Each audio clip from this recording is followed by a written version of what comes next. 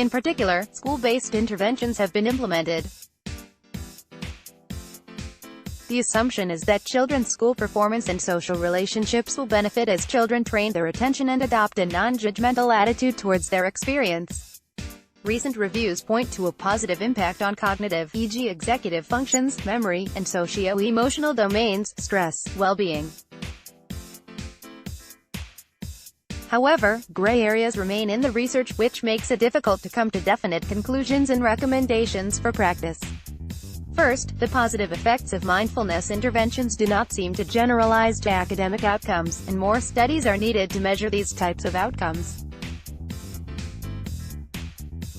Second, most studies rely on self-report measures, which can introduce bias. Although teachers' and pupils' feedback is needed to investigate the impact of mindfulness on well-being, studies also should employ behavioral measures under blind conditions to ensure unbiased results. One decisive question to consider is whether these interventions could be harmful, either directly or indirectly. Third, it is hard to understand which ingredients of mindfulness interventions actually drive effects. Studies focus on children of different ages and implement interventions that vary both in their content and duration. For example, mindfulness often includes elements of relaxation and yoga, body postures, and it is hard to disentangle the effects of each component.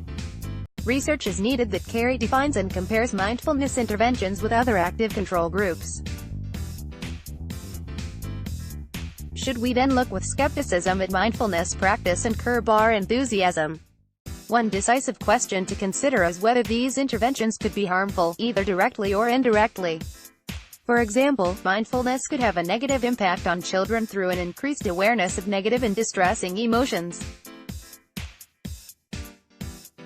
This possibility underscores the necessity for the practice to be supervised by trained experts. Harmful effects also could be indirect, when time and energy invested in mindfulness practice are not used for more efficient interventions. Again, this is where a comparison with other active control groups is crucial. While waiting for the current evidence to be consolidated, some will build their patience with gentle breathing, while others will get on the treadmill. Let's block ads.